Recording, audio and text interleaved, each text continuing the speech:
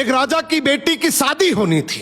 बेटी की शर्त थी कि जो 20 तक गिनती सुनाएगा वही राजकुमारी का पति बनेगा, लेकिन गिनती ऐसी होनी चाहिए जिसमें सारा संसार समा जाए, और जो ये गिनती नहीं सुना पाएगा उसे 20 कोड़े खाने पड़ेंगे। ये शर्त केवल राजाओं के लिए थी। अब एक तरफ राजकुमारी का पर्ण, दूसरी तरफ एक एक करके राजा महाराजा आए।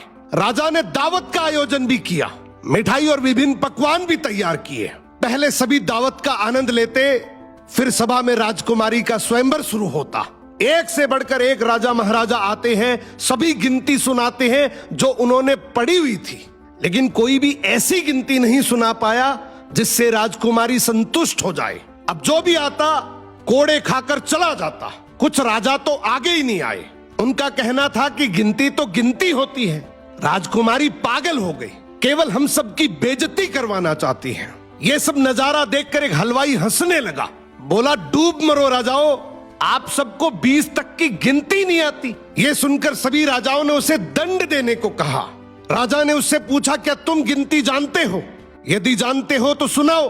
हलवाई बोला, हे राजन, यदि मैंने गिनती सुनाई तो क्या राजकुमारी मुझसे शादी करेगी, क्योंकि मैं आपके बराबर का नहीं हूं।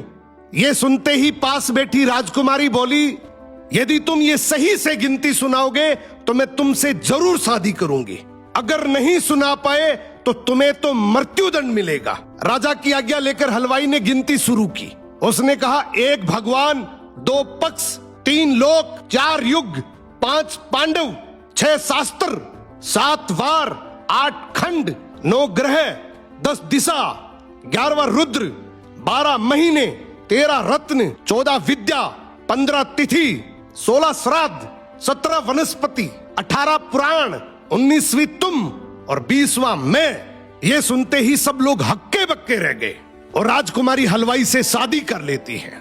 इस गिनती में संसार की सारी वस्तुएं मौजूद हैं। तो जिंदगी में याद रखना, शिक्षा से बड़ा तजुर्बा होता है, डिग्री से ज्यादा अनुभव जरूरी है।